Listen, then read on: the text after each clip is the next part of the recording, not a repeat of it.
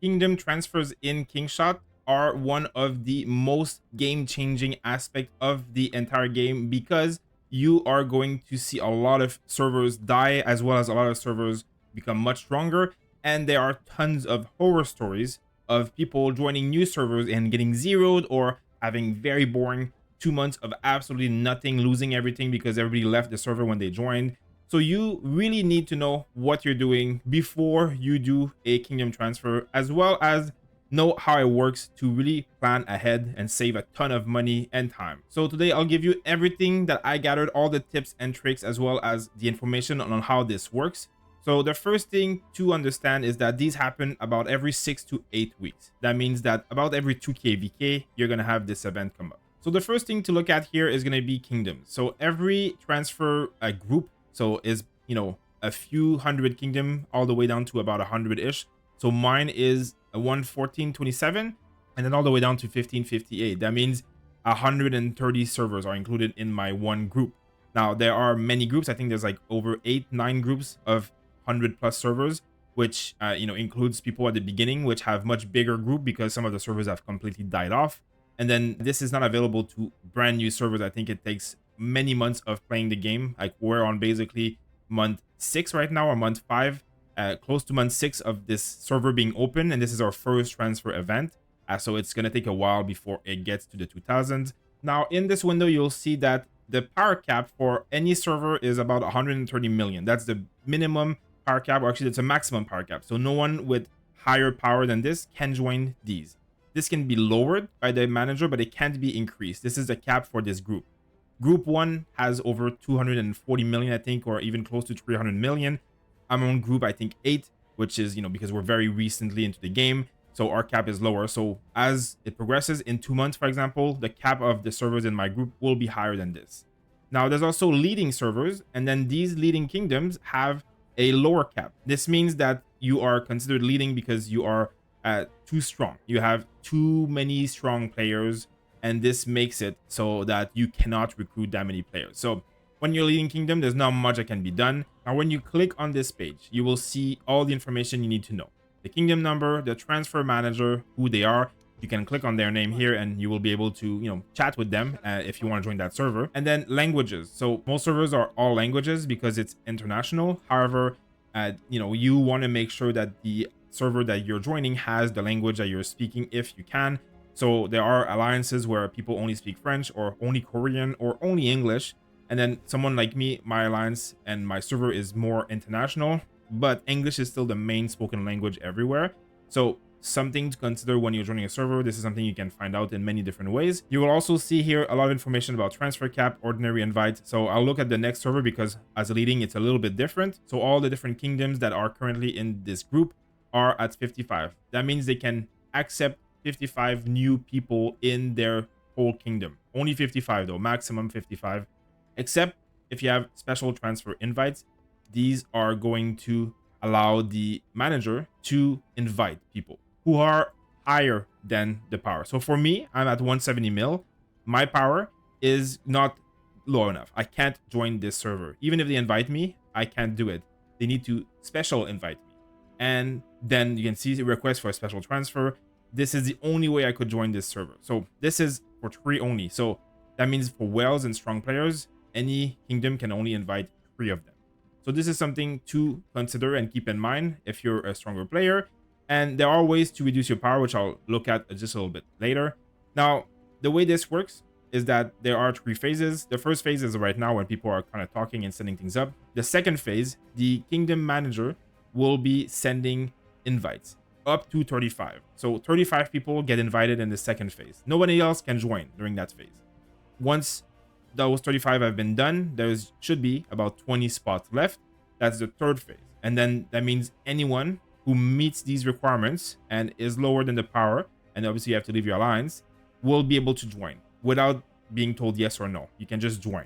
Now be careful with that because they might not want you. So make sure that you're not joining a server. But also there are servers with a lot of people wanting to join and not enough space. So also first come first serve type of thing. So things to consider. Now when you're a leading kingdom, your transfer cap is lower, you have less invites, and there is no special invite. So that means that your server is considered too strong and you cannot really grow at all. Now, I'm not a big fan of this system. I think it's very flawed in many ways because in this game, it's very top heavy. So one whale at 1 billion power is stronger than 100 players at 200 million.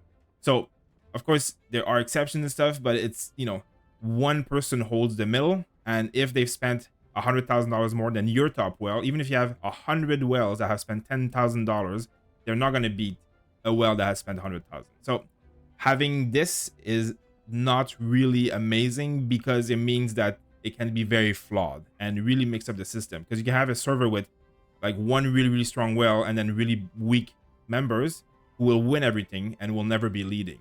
Now, it's not really the case. It doesn't happen a lot, but it does happen, and there are going to be some, you know, very unbalancedness coming from this system. There's many documented ones all over Reddit and stuff, but I mean, I don't really care. It's just what it is, and there's really not much to do about it, but just something to keep in mind. Now, the last thing to talk about regarding Leading Kingdom 2 is that, you know, when you're Leading Kingdom, you get, after 3 consecutive seasons, you will then eventually get some special transfers and stuff. So, I mean, it is a very long time to earn things. But you also might not get Leading Kingdom the next time if people left your server and stuff during the transfer. So this is something there. It gives a lot of like interesting stuff here, I guess. Like, it's just all looks. So your alliances and your kingdoms detail and stuff will have like special UI and stuff, and then your towers are bigger and your castles bigger. So very pointless stuff, but cosmetic stuff. So if you get Leading Kingdom 36 times, well, you know, there you go.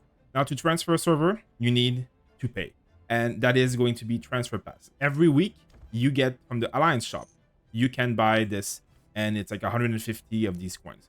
Anyone free to play, no matter what, you can get it. Very easy, very must buy, really, every time. There is no reason not to buy it, and it costs nothing. You will get this currency by just playing the game.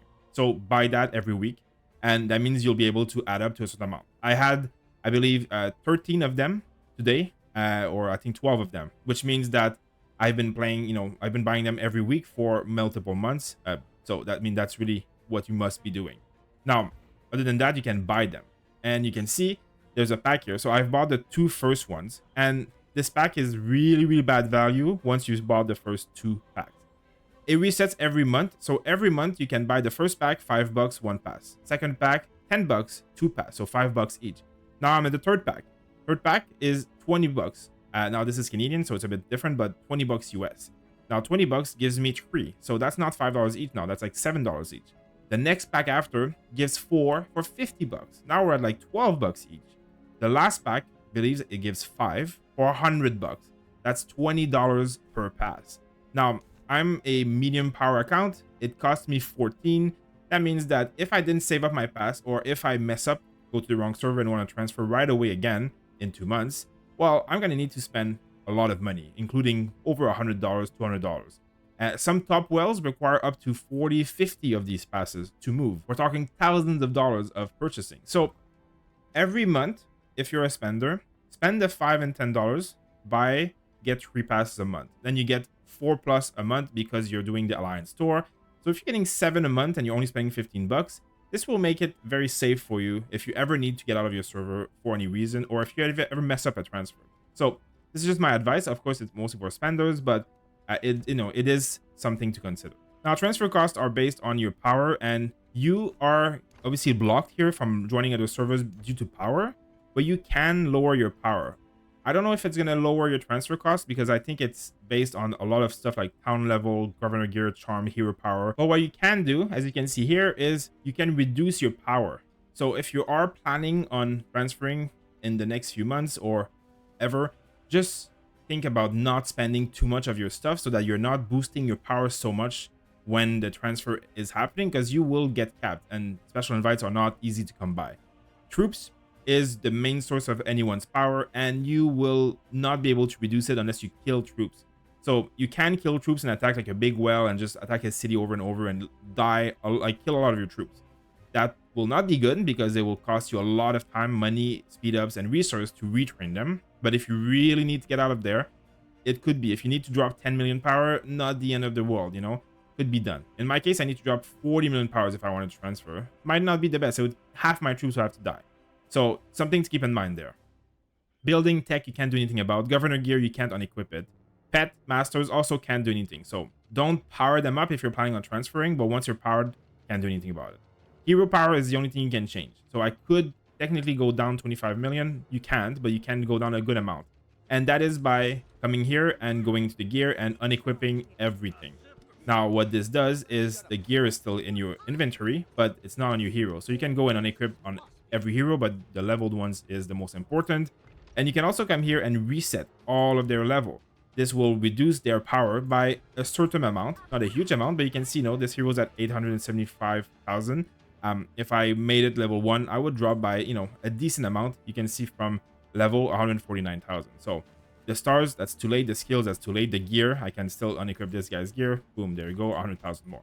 Now I'm at 163. I could probably drop down to like 155, maybe-ish, maybe a little bit less if I did everything. Now, the transfer cost hasn't changed, but if you're like 5-10 million away from this 130 million, this might be what you need to make the difference. When you are going to transfer, the most important stuff, other than all the technical stuff to understand, is going to be what are you getting yourself into. So if you look at, for example, any servers beside me, I don't really know any of these servers, but you can click here, and this is the leaderboard of that server. So this server or a kingdom, you will be able to look at their top alliances. So usually, alliances that are, in the top will have the most players. You can see there's a big drop down. So this one has 4 billion power, 5 billion power, which means it's probably not a very active. You can look at how many members. It's not bad. There's a lot of TG3, so it's a, not a full server, but decently active. These are the top ones, with a lot of people. So it tells you good information. You can click here. This is also the KVKs they've won. So in my case, everyone in these servers have had about 3 KVKs. So if you look at anyone else here, for example, and then you look at their alliance, well, you see there's 3 top alliances and then it falls off very quickly. So that means there's probably have 3 alliances filled of active members, and then everybody else is probably a lot less active. You ideally want as many top alliances as possible because that means there's more activity on the server, but it's also you can't pick and choose. This game, people quit over time. But 3 alliance at 8 billion plus is a good sign.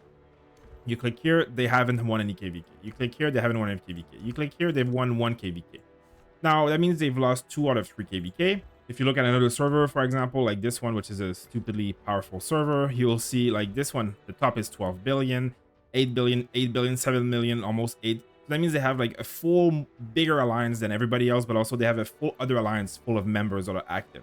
Now, it's also why they're a leading kingdom, and that just means there's a lot more people playing on this server than any other kingdom. So this is something good to know. Also, you click here, well, they've won all 3 of theirs. So it doesn't tell you if they've won prep or not, which does have a big impact because winning the KVK just means you have a very strong well. Winning their prep means you have an active server. So this is the things to keep in mind. But obviously this one, they have a 1.8 billion well and a 1.3 billion well. So this is $300,000 to $400,000 spent by these players at this stage in the game. This means that, they're a very, very powerful kingdom. Now, this also comes with very big downsides, in my opinion. So when looking around, looking at other servers and stuff, like these are the things you want to know. If you want to join a server, or you want to make sure you can get in this alliance, most likely, if you can, because that will let you get, a lot of rewards and win a lot. It also means your KVK is going to be pretty boring because the whales are going to do everything and you're just going to be a filler. No matter if you spend $10,000 or $50,000 in your account, you're still going to be a filler because this guy is going to be the main guy. So this is depending on what you kind of want as a gameplay, but it is, what you're looking at. This is the information you want to know. You can also look at, the personal members. So where would you fit in here? How far does it drop down, before, it goes lower? Like there's a lot of active 100 million account, but, if you go at like the first 100 million is 88, then you compare it to another server, like let's say the one I was just in, and you look at the personal power. Well, the first 100, where is it? Well, it's much lower. That means there is, not even 100. So that means there's many more active players, many more spenders, many more people in the game. So that's usually good. The more active, the more alive. Though it doesn't mean that is cohesive, but that's other stuff that you're gonna have to figure out in other ways. You can also come here on the leaderboard and look at neighboring kingdoms, and this does give you a good idea, but you can see that 1510, for example, is in my group, but it's not considered here. So I can't see their wells because their wells stronger than this guy. So still, it gives you some good idea. You can also look at the difference in master power or hero total power. So even though this guy has, a billion power, a lot of it are troops. This guy has a third of his power, but his heroes are much stronger.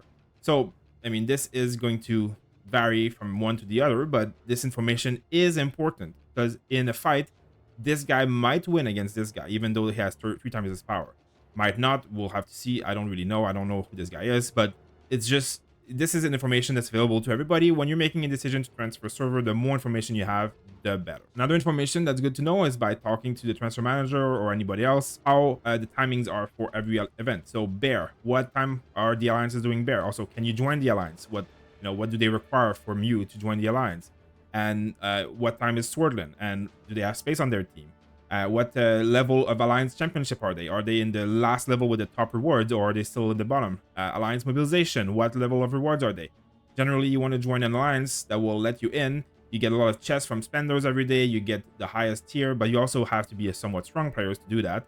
So this is all stuff that you have to figure out, but the more that information you get, the better.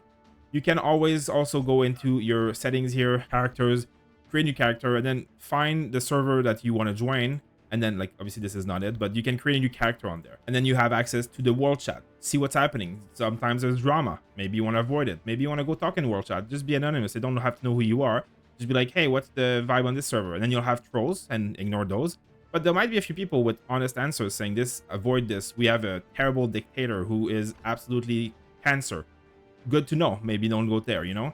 Another thing you can do is also look at the kingdom. You might want to click here and then go in the map, the world map, and then let's say just find them. Like you can also type them and stuff to find it, but let's say like I want to go to 1501. Then you go on here, then this is it. You click on their castle and then you look at their battle record, and then this will tell you Hall of Fame here. This is a good information because you want to see who has taken this castle from the beginning. So in this case, Dom, now they lost and the invader got it. TTS, Dom. Now, this doesn't give me too much information, but it does give me a little bit of information. And that is that there's only 2 alliances in this server splitting the castle. Also, it tells me that they lost once.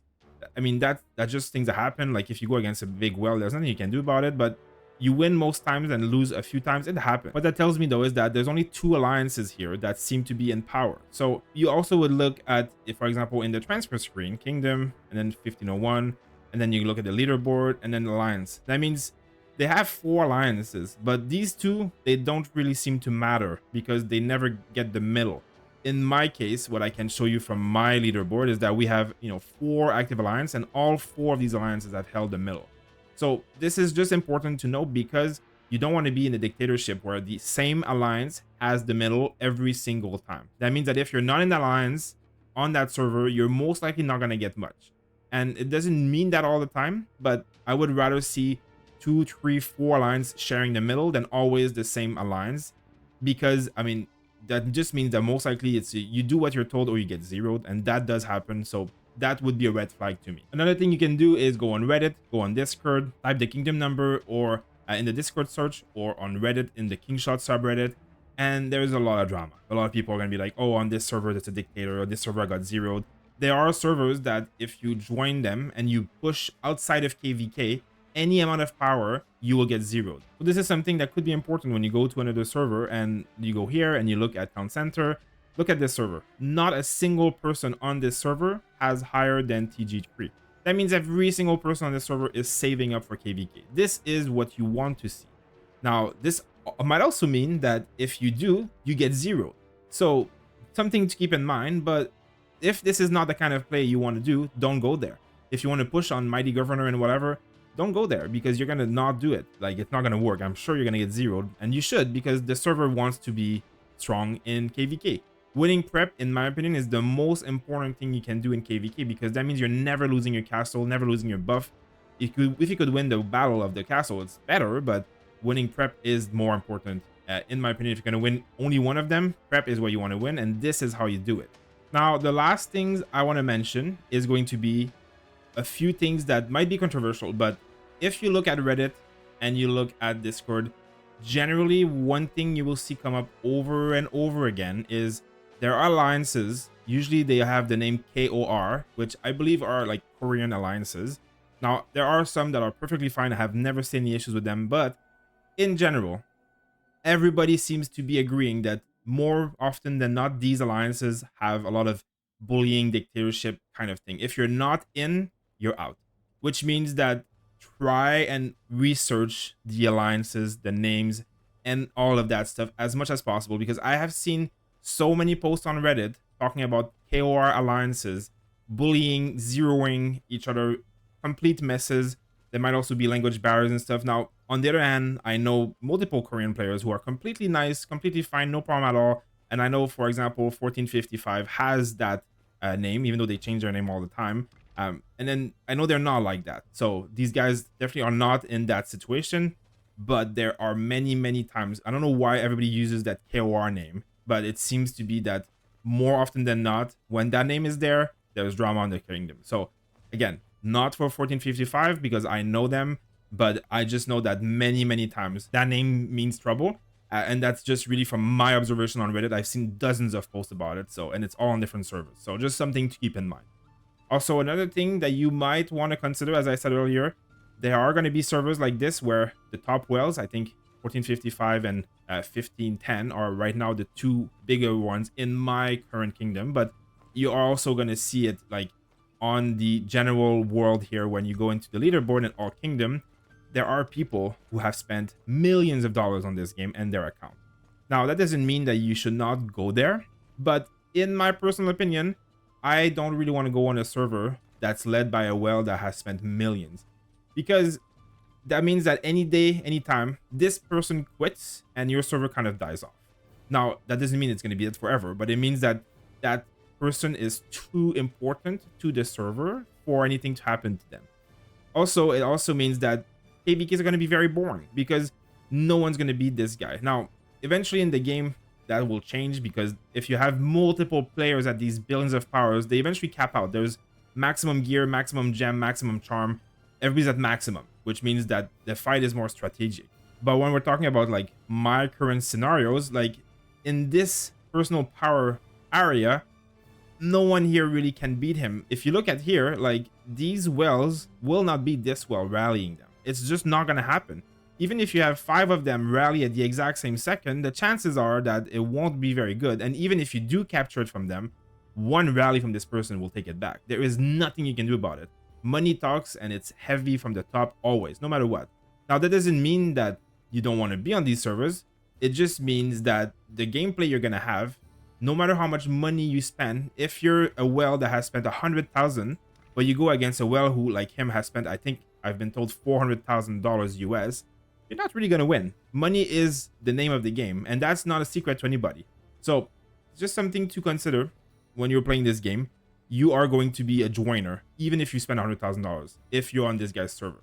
If you join a server that the top player is 200 million and you're at 400 million, well, you're going to become the whale of that server. So, things to consider.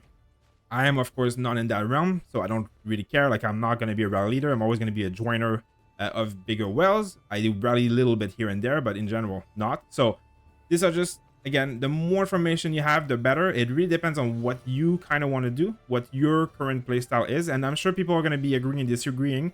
Doesn't really matter. You play what you want. Join the server that you want to join. If you want to be following one well and have really less impact, that's good. If you want to have more impact, well, that's also good.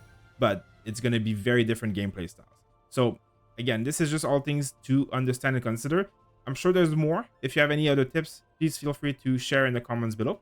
Thank you guys for watching, and good luck on the kingdom transfer. See you guys on the next video.